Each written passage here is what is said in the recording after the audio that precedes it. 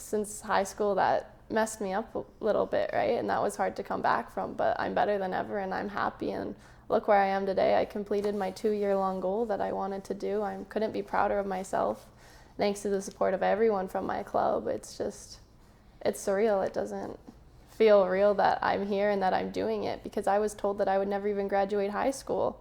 And now I graduated high school, I'm in university, I'm doing all these amazing things with this amazing community behind me. It couldn't feel better.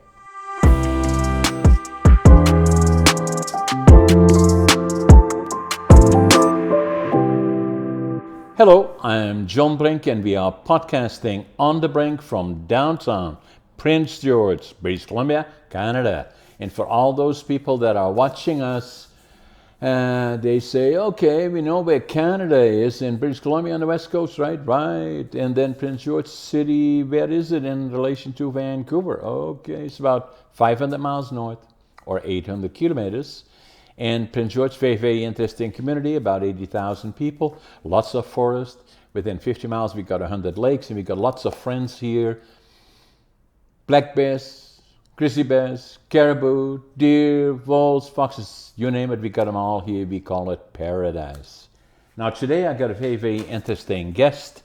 Her name is Elora Ceaser, and Elora is an amazing individual. She is into sports. She goes to university, has lived in different places around the world. She tells us all about that, and is quite involved, is a black belt in Taekwondo, and in fact will be competing on a world-class level soon, and she will tell us all about that as well. Elora, welcome to the show. I'm excited to be here. So, are you from Prince George? Were you born here? I was born in Prince George, and then my family and I picked up and moved to Australia in 2014. We lived there for, I think, a little over 5 years, and we moved back in 2017. Oh my God! So why did your family go to Australia? Of all New adventure. New adventure, yeah, because See new places. Australia is. I've never been there. We but do have family there too. Okay, My so mom's that side is there. that was also a part of it, right? So, and then you were there for about, or your family was there for about 6 years or so. Around so, yeah. Yeah, and then you came back. So you don't have an Australian accent. No. No, and I wish I did. You like it, yeah. So Yeah. they have that unique accent, and so then you came back here, and then you were still very young, Yeah. actually. So you went to school here. Yeah, I went grade 6 is when I came back. So Grade 6. So, yeah. And so then, so you went to lower school, grade 6, and then you went to high school here as well. And then another thing that I saw in your bio, not unique to you, but we hear that frequently, too frequently, obviously, young people being bullied in school, and you had experiences with that. Yeah. Why? I was different. I wasn't like the rest of the girls in my high school. Unfortunately, I was bullied from a very early age. That wasn't ever new to me, but it got really bad in my high school around grade 10, so I actually ended up leaving and finishing up high school online. So can I ask you, why did he bully you? Because you look perfectly... Because I still to this day, I don't know. But I think it has to do with just, I'm very loud and I'm outgoing, and I don't care about what people's opinions are about me, and so it's just... That's all good stuff. Yeah, and so it makes it hard for them, right, when they see this person who doesn't give a care, and all they do is truly care, right? So it conflicts with that, I think. So it got so bad that you decided to leave high school, and then at grade 10, did you get homeschooling then? I did it online, yeah. And then grade 11 and 12, I actually finished in the same year. So I graduated in 2022, so a year earlier than I was supposed to. Well, it benefited you well. Oh, totally. Yeah. So so it's not unique in a way, because I went through some of that. I was not a success story academically. I failed grade 3, and I failed grade 7 3 times. School's hard. Yeah, and then they said to my parents, what we're going to do with this guy? And so then some people said, send him to the mentally challenged school. Fortunately, my parents were good people. They said, no, we're not going to do that. And so they got me a job and to learn a trade so I can work with my hands. Obviously, I was not bright enough for other stuff, and kids can be hard on you. And the friends that I used to have in grade 7, we hung out together, biked together to go to school, and subsequently me to work. But then I could no longer go with them because I became a laborer.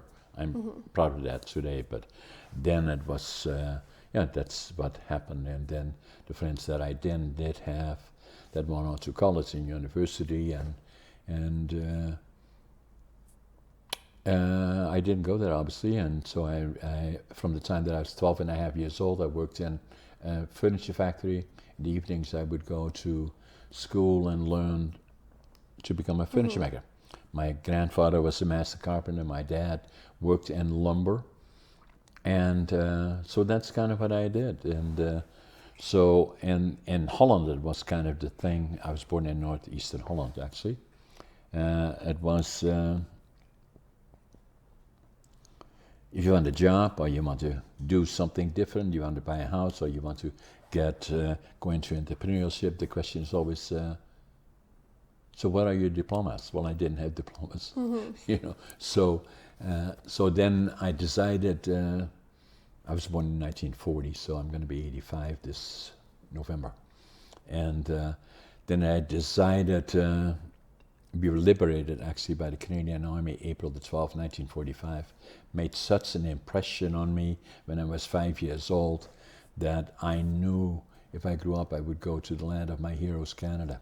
And I did when I was 24, and came to the West Coast, wanted to build a lumber mill. That was my other dream. It started with nothing, $25.47. I came out the bus, couldn't speak language, didn't know a soul. But coming back to bullying, it was always a question of, I was independent in my own world, and I always knew that I was just as smart as the others, not smarter then, but just as smart. And, but I felt I had to start over again in a different location.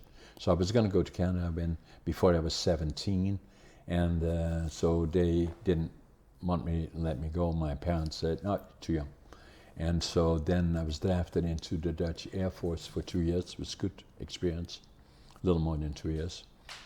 And it was the draft, not anymore, unfortunately, but it was always a good idea to, just at the time you think you know it all, it kind of brings you down to reality. Yeah.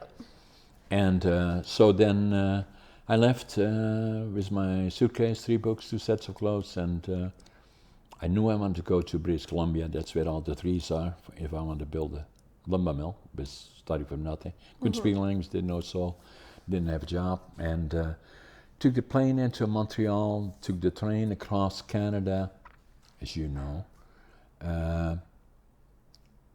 4 days, 5 nights. My God, that's a long way. And so then came to Vancouver, went to the immigration department, and fortunately I could speak English, and there was a German fellow, and I told him what I wanted to do. He said, go to Prince George. Prince George, 1965. And that's where they're building all the mills and all the other kinds, that's where the opportunities, so that's what I did. So when I came off the bus here, couldn't speak language, didn't have a job, didn't know a soul. I had my suitcase, 3 books, 2 sets of clothes, and counted my money at least 3 times. I had exactly $25.47.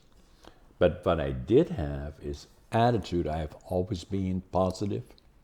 I avoid negative. I had a passion. No matter what I do, I give it 125%. And work ethic. Eve always said, and what will follow is success. And so what I did here then is that work ethic, I still do that today.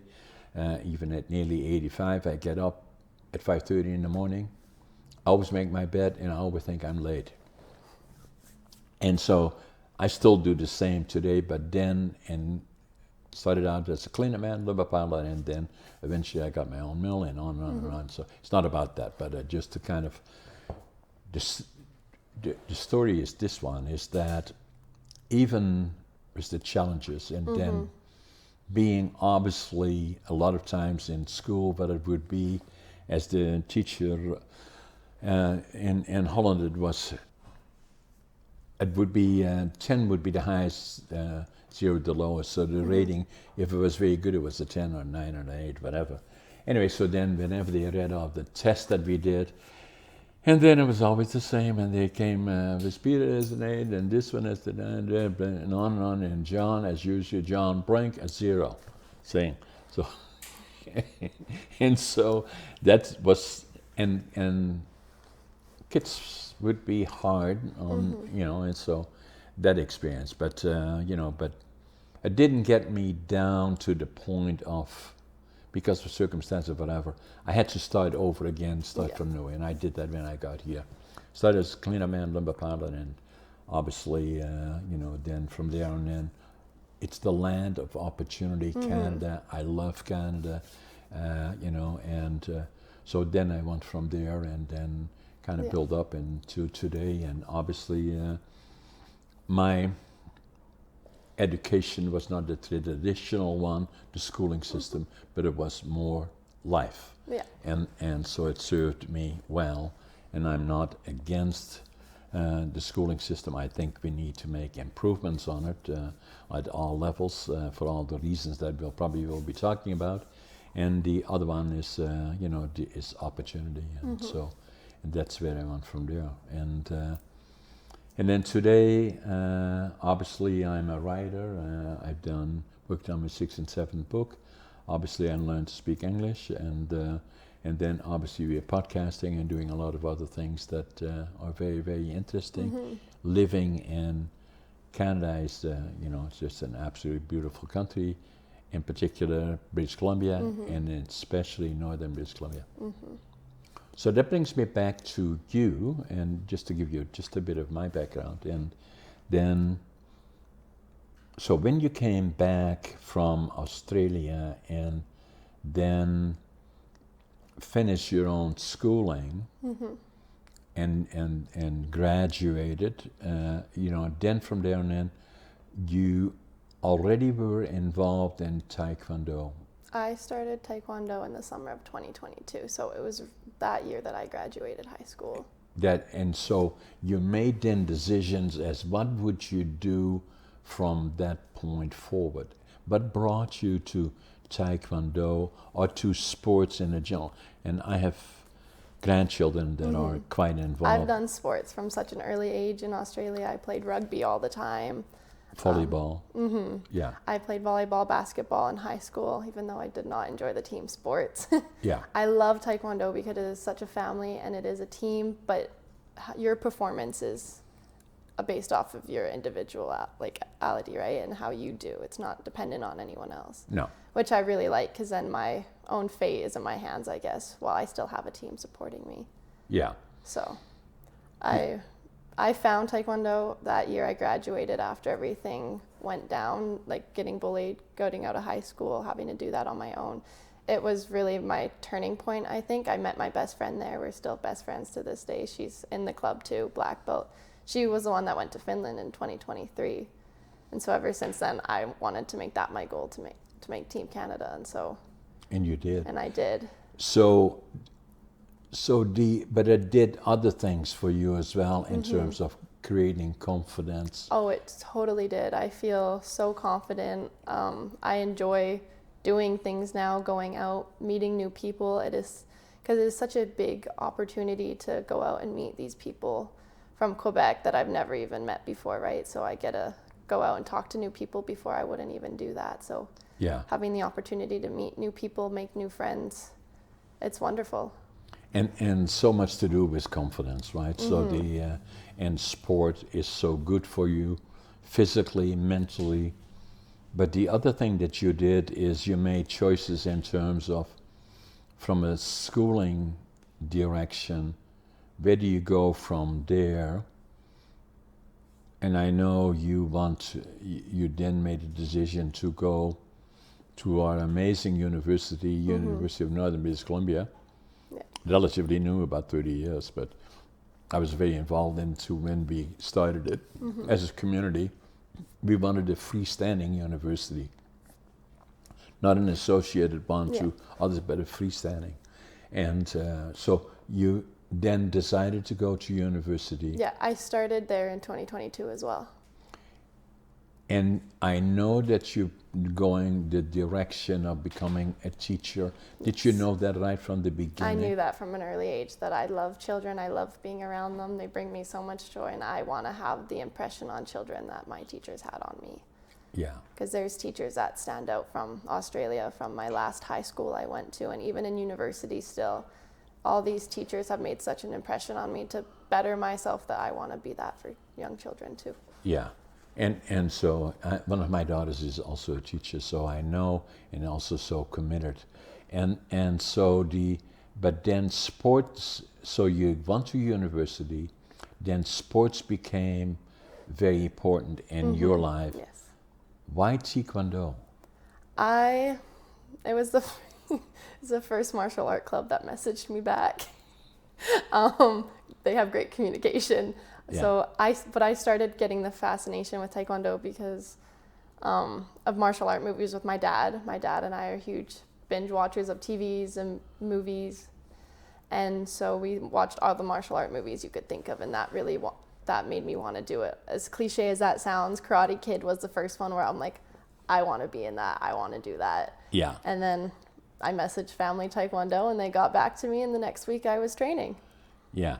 And so more coincidence than deliberate thinking. Because if I look at, I was in judo, and I was a brown belt judo in Holland when I was young. And I played soccer, so this, and then speed skating, something very Dutch. But, so it was just sports that I did to a certain extent, but obviously not getting to the levels that you did, but I do. But sports extremely important in one's life, not only for the obvious reasons, physically, but also mentally. Mentally, it played a huge role. And then being able to, to develop that confidence, and then the ability to be interactive. Yeah, I definitely do better mentally when I'm physically active. Like from an early age, I would always be playing outside, doing something with my brothers. Like I just had to be physically active if I wanted to be mentally healthy, right? Like it's just. How many siblings have you? I have 3 brothers. Okay, so give their names and tell them how old they are. What are they doing? Aiden, he lives in Alberta now. He's married and having a good life. Yeah. And then Carter and Malcolm Carter's in university with me. Okay. And then Malcolm's still in high school. Yeah. Nice. So the other part about it is that, so correct me if I'm wrong, Taekwondo is kicking substantially at face level in particular, and it's more, correct me if I'm wrong, is it more of a distance sport versus karate is more close in, and then we got jiu-jitsu, and then judo to a certain extent, and where jiu-jitsu is physical contact, especially Brazilian jiu-jitsu, and then so where did Taekwondo, where did it originate? Is it Asia somewhere? Yes. Yeah. I know Master Boudreaux's looking at me right now, being like, you should know this, but I'm being put on the spot, so I'm going to give myself a grace card. I don't. But yeah, Taekwondo is definitely more of a distance sparring. I used to do karate too for 2 years as well. My dad did it as a child, and then we started up again, I think 2020. We started doing it for a while just before COVID hit, which was awesome that I got to do that with my father. And then I switched to Taekwondo, and then it was just me then. But so comparing the two, they're 2 totally different sports, but I enjoyed both of them so much. I just excelled better in Taekwondo just because I was more flexible. It allowed me to do the things that I could do, right? It played to my strong suits, so. Yeah, and so then, and you did that with, started with a club here in Prince George, and I know Prince George has very proactive as a community in sports, both in karate, taekwondo, judo, and soccer, and all the other kind of things.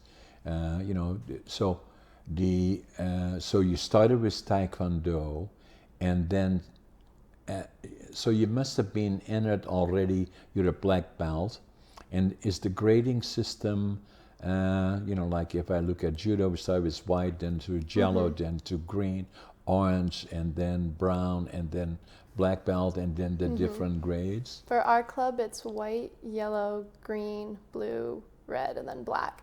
Okay. And between each solid color, there's a stripe of the next color on that belt. Okay. And for me, it was a little bit different because I double tested for some of my testings. So to get my yellow belt, I tested for my yellow stripe and my yellow belt at the same time. And I think I did that 2 more times because I already had a level of skill that most white belts didn't at the time. And so I was able to progress a little faster than most people. But it also allowed me to be able to compete at nationals this year as a black belt, because that was my goal, was to become a black belt and try for team. And so we pushed me through a little bit faster of the color belt so I could make that goal happen. So you started in 2022 Yes. in Taekwondo, but it's only 3 years ago. Yes. So normally they say it's 5 to 8 years or something. Yeah. So you kind of have that passion. That's what I say is attitude, passion, work ethic that follows the train success. twice a week myself, and then I also do the kids class every Monday and Wednesday before my class, and I help out and volunteer there. And then occasionally I go in on Saturdays and I do extra training with some other coaches on the side. Like, I am constantly working to better myself and better my skill and just move forward. So you've competed provincially level and were successful. And then the next one is nationally. And so now you're going to the Worlds, and it is in Croatia. Yes. Croatia, correct me if I'm wrong, it's Eastern Europe. You know, it's close to Hungary, Bulgaria, Romania, all in that region there. Have you been in Europe before? No. What an experience. I'm super excited to go. I think it'll be awesome. When are you going? October. October. I think October 4th or 5th we leave. Yeah, so they fly you in, you probably fly into either London or Amsterdam, and then from there on in to Croatia, likely. Probably. Yeah, so that's pretty big. Is that an annual event, the World It Champion? happens every 2 years. Every second year, Yeah. right? And so where was it the last time? Last time was in Finland. In Finland. Okay. Finland is beautiful too. Helsinki. You know, so pretty high level, isn't it? Oh yeah, the for best sure. The best It's in the best of the best from each country. And I am so honored that I get to be representing Canada. Now, I know that there's 2 people going from Canada. The fellow with the name of Bull. Yes. What's his first name? Jeremy, I believe. Jamie, and he's from Eastern Canada, or? He's also from Prince George. Oh, also from Prince George. Okay. So, so are you the only 2 from Canada that are going? No, we have the rest of the team of like 30 something people. Well, that's So good, eh? it's a big team, but we're the only 2 from Prince George that are going. So it's a big team, and now even the competition on a provincial level, national level. Where was the last one nationally? The last one I think was in Regina, but we didn't go to that one. You didn't go it to was that too far. Yeah.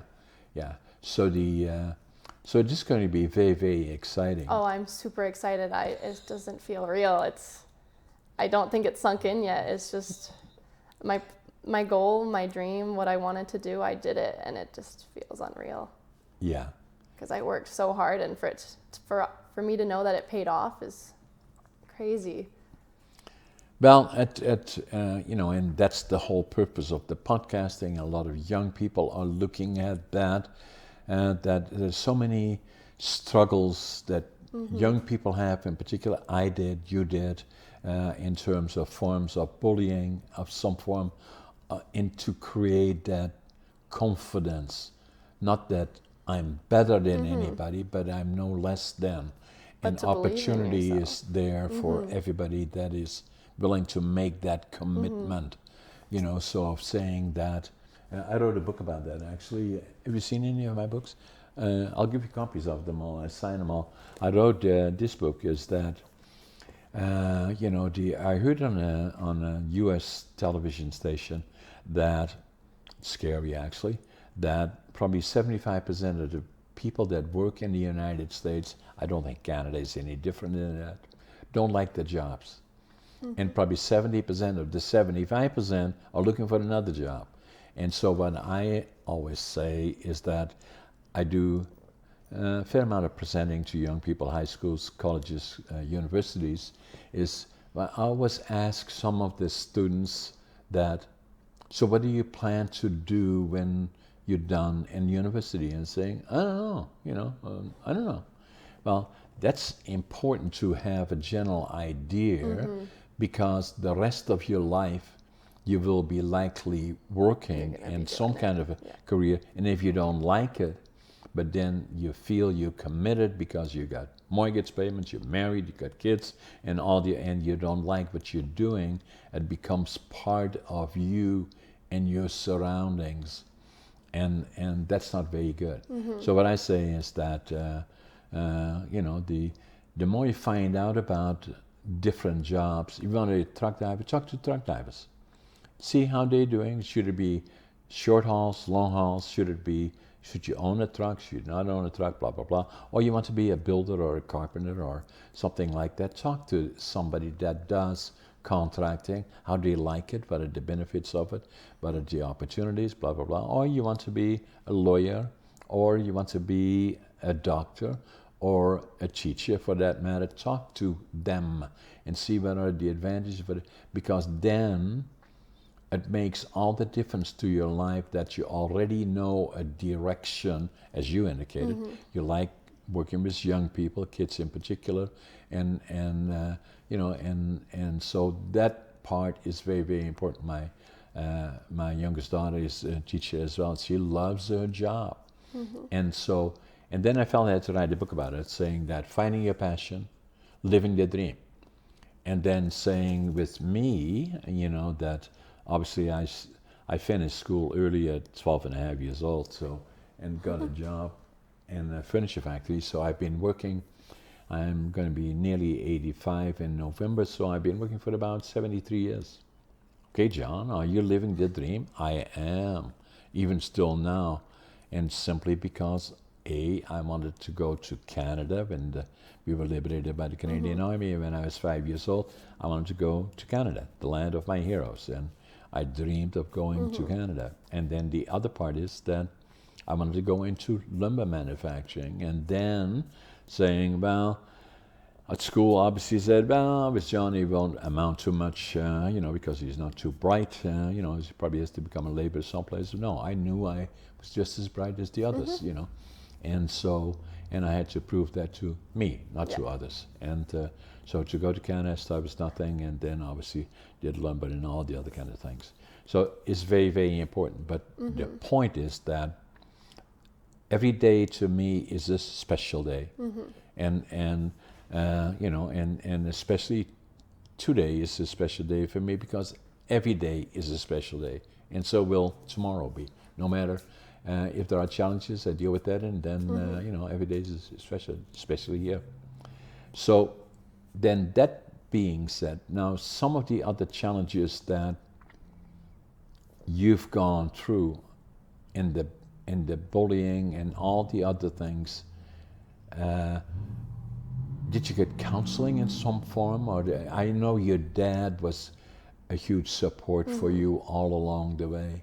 And so was my mom too. She was always there by my side throughout all of that. I refused any sort of counseling and therapy because I so I'm actually autistic, and I knew that from a very early age. I was diagnosed, and I had so many hospital appointments, doctor's appointments, and I was in and out of like hospitals figuring out how my parents can work with me, how teachers can work with me. And so by the time I got to high school, I was just kind of over it.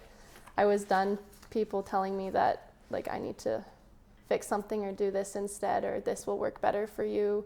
So I refused it. My principal told me that I should go to therapy, and I took it as an insult. I think nothing's wrong with therapy. I think that some people need it, and if that's what you need, then you go do that. But it's not for me, because I feel like in that situation, I wasn't the one that like needed it, I guess you could say. I was confident. I felt good. I know that I was okay, right? So Yeah. So, but you likely already know that I have dyslexia and I'm ADHD, and you already know that, right? Mm-hmm. So and I have a book that I have here, and so I was already here in Prince George. I always knew, so why am I different? Who am I? Mm-hmm. Was always a question in my mind. Yeah. And even when I was here and already successful in business, and I had already a lumber company. I started a lumber company in 1975, did other things, and everybody said, "Oh, you're so successful." I didn't feel that way. And so until I was here for 32 years, in 1997, I came in 1965, July 1965. So I walked into a store, the bookstore on 3rd Avenue, Books on 3rd. I don't know if you call it Books on 3rd now or not, but you know the one I'm talking about. And I picked up a book, this one. This is the actual book that I picked up 32 years ago. And as I was standing there, I was looking at the book, and written by Dr. Hollywell, who's an amazing individual. He's a professor, a doctorate, written 18 books, 5 on distraction. And, and as I started reading, it's about ADHD, and I said, oh my God, that's me. And the more I started reading and went through it, and I obviously, and even to the point that I must have been there half an hour going through it, and that the guy down the store said, "We buying it?" No, I didn't say that. So, but I did buy it, and then I wrote in the book in January 1997, and I wrote in Dutch because I had implied that there were mental disorders, and I was sensitive to that, so I wrote it in Dutch. Now I finally know who I am.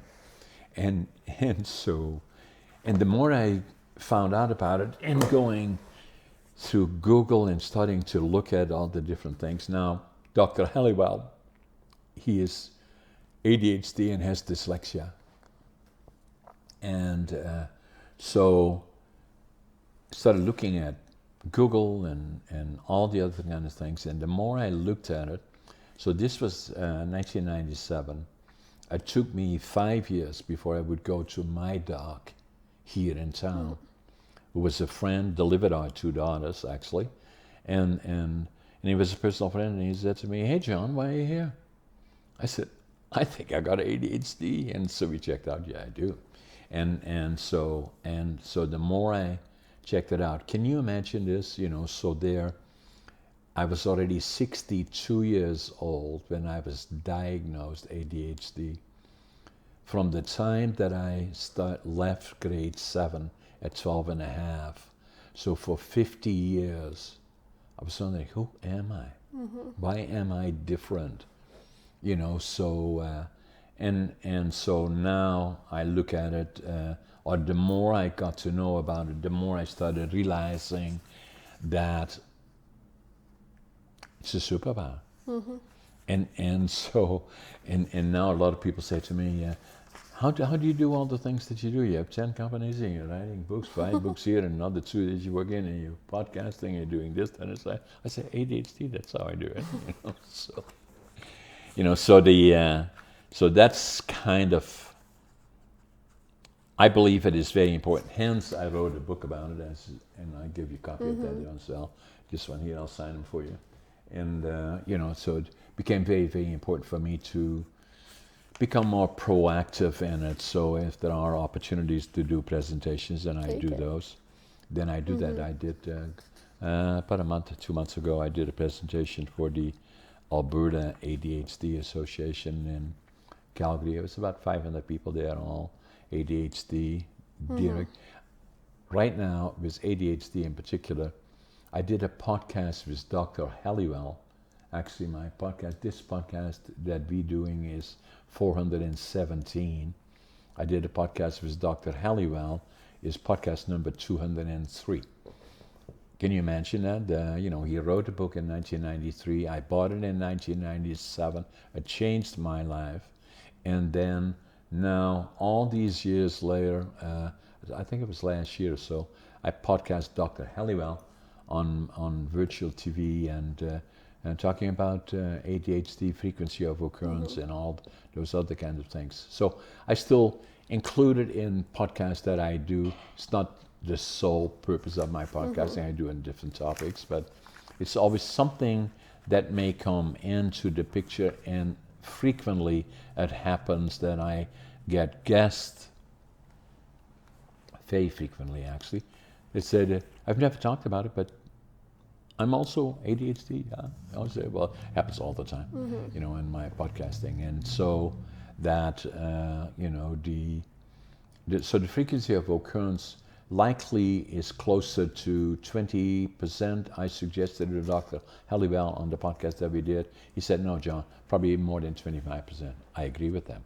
And then the other thing that I have found, and this is interesting, I know a lot of successful entrepreneurs, business people, or other people that have been very, very active in certain areas, and that I've met over the years, and I believe that in particular the successful ones, in my opinion, 50% of them are ADHD.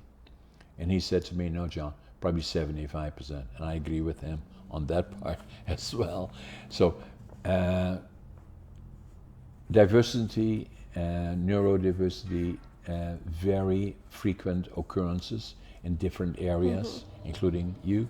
And, and I believe that it should not be looked at as a liability. It's simply saying that how can I use who I am in different ways and make myself successful, as I did, and many other people's, and as you do, and then that in terms of bullying and all the other things that have gone on. I grew up during the Second World War. I saw far too much that we should not have seen.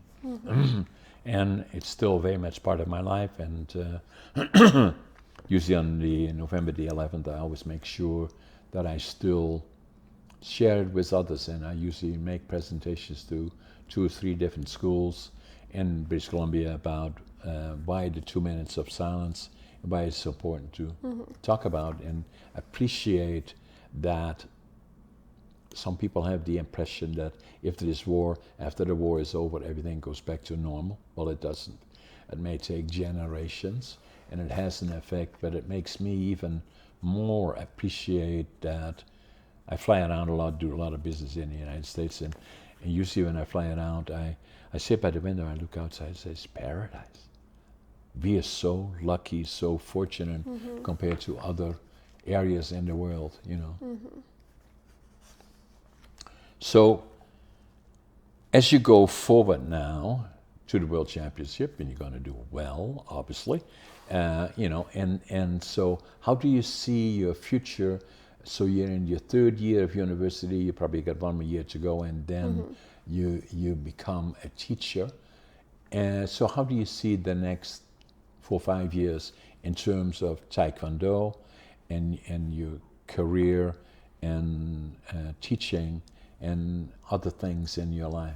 I'm still going to be very active in our Taekwondo community. Right now, I'm hoping to get a girls group for the junior girls started to get more girls comfortable competing and just having a safe space for them to be, because I know when I started, there wasn't a lot of girls my age, right? And so right now we have 10, 15 young junior girls who are all in a group together, which is fantastic to see. How old would you say should they start? Like start Taekwondo? Yeah. From the moment they could walk. Yeah. When I have children, I want to put them in it right away because I wish I did. Yeah. Like I wish I had something to do my whole life, right? I'm only starting now. There's so many opportunities to have, and you learn so many important lessons, especially as a young child. Even watching these teenage girls grow up over the past couple years they've been here, it's amazing to see what it can do for you, for your confidence, for your mental ability, for your physical ability, and just the overall community you create, right? I talk to these people that I train with every week more than I talk to my family sometimes. Like they have truly become... It becomes part of a family. They I found truly that are my family. in soccer, I found that in judo, and both my wife, myself, we are into dressage and riding, and a lot of girls are involved in that, and it is something that creates confidence, and where you, in that particular case, develop relationship with horses, or in your sport, and then the feeling to excel in opportunities. So I'm definitely going to keep training. I want to keep bumping up in the ranks. I want to keep testing for new belts as long as I can go. I want to be doing it till I can't walk anymore. Okay. So I'm going to be 85. So and so that's kind of what I say in terms of saying, oh, when are you going to retire? To do what? You know, so. I enjoy it. It's my passion. I truly love it. It's my obsession, and I think that's why I succeed in things, is because it's not just a sport, but it's truly an obsession of what I love to do. A passion, right? So very, very important to you. And then the same I feel about quality of life is important. And the other thing that I do is I'm quite involved in bodybuilding and physique. You know, in my mid 70s, I want to compete. Bodybuilding physique, Northern British Columbia, came in second bodybuilding, third in physique, qualified me for the provincials, and then qualified for the nationals and the Arnolds. I wrote a book about that as well, as saying that you know, it's not about age. It's me actually down there. Is that so? Then again today I'm training. Then COVID came, and that kind of upset the routine somewhat, and so now today, you know, including today, I go to the gym after this, and get ready for competing in the Arnolds, and when I'm 86. You have to enjoy what you do. You have to enjoy life and figure out things that make you happy, and so I want to keep doing that. And quality of life, right? Diet, very important. Yeah. Do you do something special in terms of, to me, what is important at my age, but at any age, is quality of life, and saying that, you know, and for me, it's not overly complicated. My wife is a vegetarian, and I wasn't always that way, but now I am. Got a close call, nearly died of a case of diverticulitis in 2008, and in 2009, I knew I had to be a bit more proactive. I was not abusive in terms of food that I ate, but become a little bit more proactive in terms of watching diet, and listening to my wife a little more. And then the other thing that I was doing is just like a lot of people do. They at the end of the year they make a commitment. I'm going to do this, that, and then I'm going to buy a membership to the gym. And then 2 weeks later we can find 100 reasons why we're too busy to go to the gym. I knew I had to get a trainer, and that's what I've done since. And then 6 years later, already in my early 70s, and somebody said, hey John, have you ever thought about competing? I said, me? Really? Yeah. And so I started competing and started working, and obviously success, and even still today. So age, and that's the purpose of the book. What I'm saying is quality of life is important. The rest is just a number. And then obviously enjoying life, being active. Diet, very, very important. So what I try to do is get vitamin D or sunshine. I like to sleep 7 to 9 hours a night. Then the other part is that I like to do cardio, but also strength training. And then the other part is diet. Amazingly, with my wife being a vegetarian, I do all the shopping. If I go to a store, I go to the outside of the store. I don't want anything in the middle that's mainly processed food, and I don't know what is in it, so it's probably not good for me or for us. So, and that's kind of what I do, and and that's the message to all the people that are watching us. In your case, with your experience and all the things that you're doing is even at your age started young, really, and then still are now competing for the world. And where is it again? In Croatia. Croatia, in Croatia. That everything is possible. And so the key is always to give it all that you got, and then and to take advantage of the opportunities. For So, sure. and that's the message. So the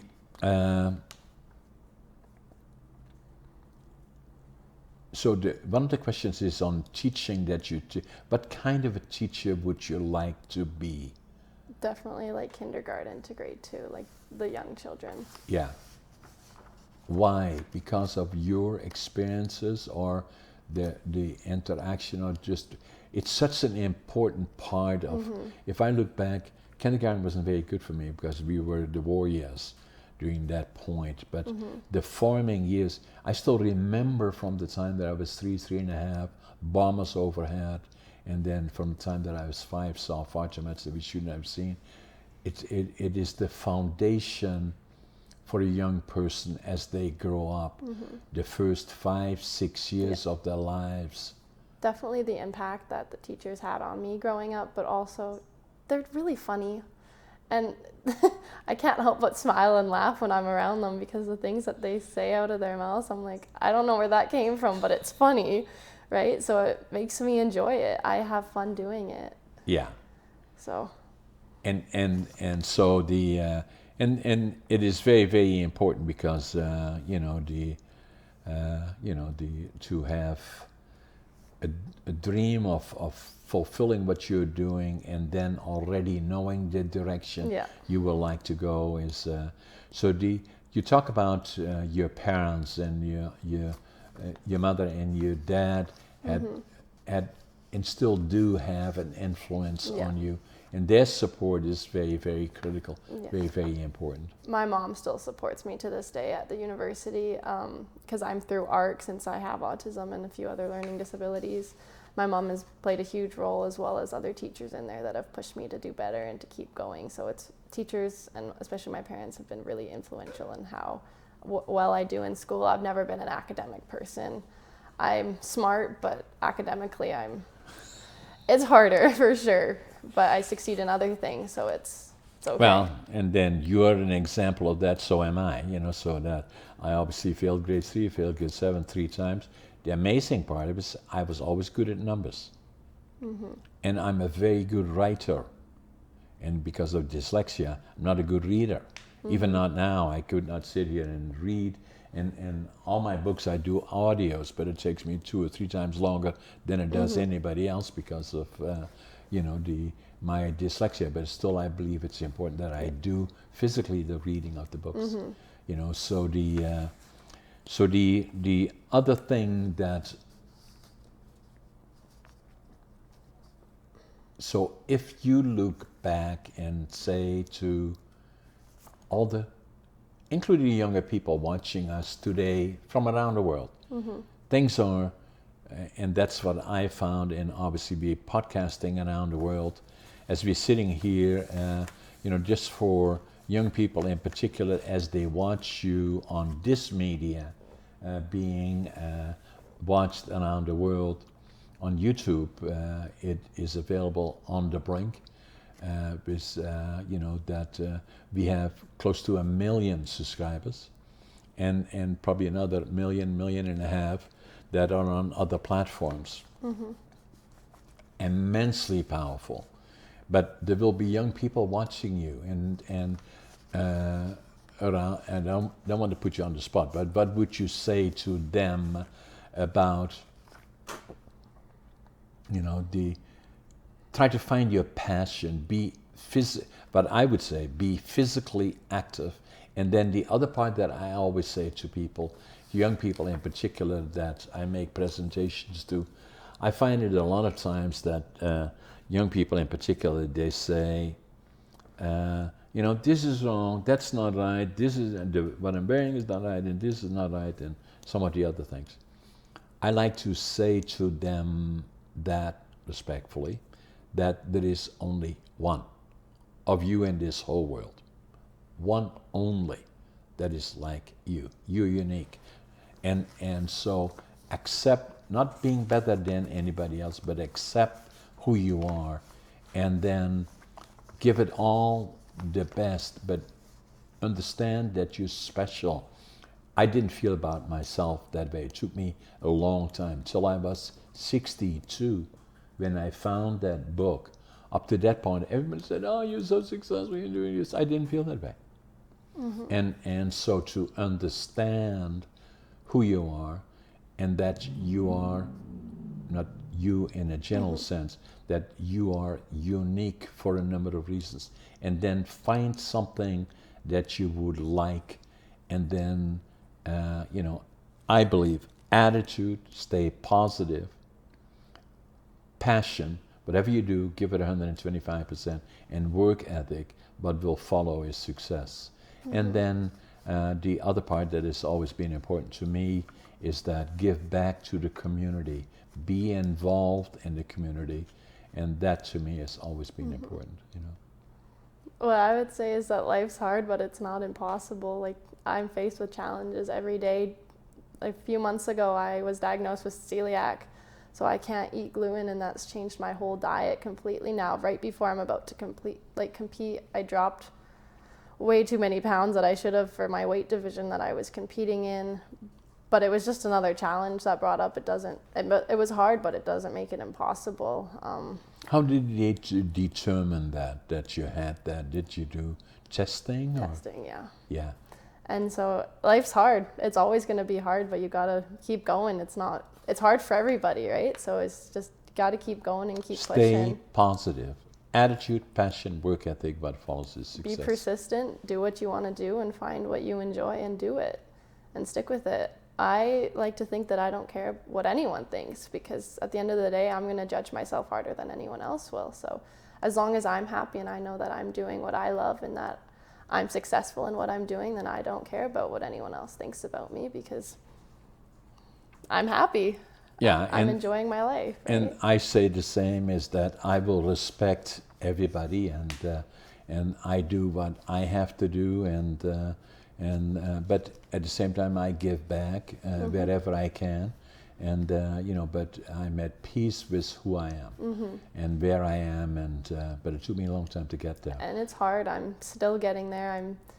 Since high school, that messed me up a little bit, right? And that was hard to come back from, but I'm better than ever, and I'm happy, and look where I am today. I completed my 2-year-long goal that I wanted to do. I couldn't be prouder of myself, thanks to the support of everyone from my club. It's surreal. It doesn't feel real that I'm here and that I'm doing it, because I was told that I would never even graduate high school. And now I graduated high school, I'm in university, I'm doing all these amazing things with this amazing community behind me. It couldn't feel better.